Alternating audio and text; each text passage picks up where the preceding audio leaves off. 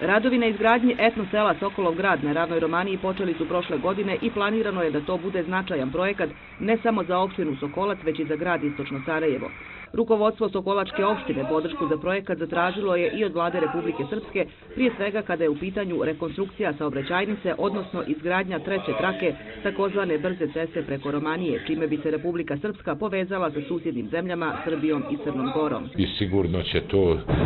ovaj projekat zaustaviti migracije stanovništva sa ovih prostora, sigurno će omogućiti i uspješniju realizaciju projekta kada je u pitanju razvoj turizma na prostoru Sarajevsko-romanijske regije i grada Istočno Sarajevo. Ovo nije samo za Romaniju, eventualnu izgradnju etno sela na Romaniji, nego sigurno i za Jahorinu, našu olimpijsku ljepoticu, koja je sigurno jedan od nosilaca razvoja ovoga kraja,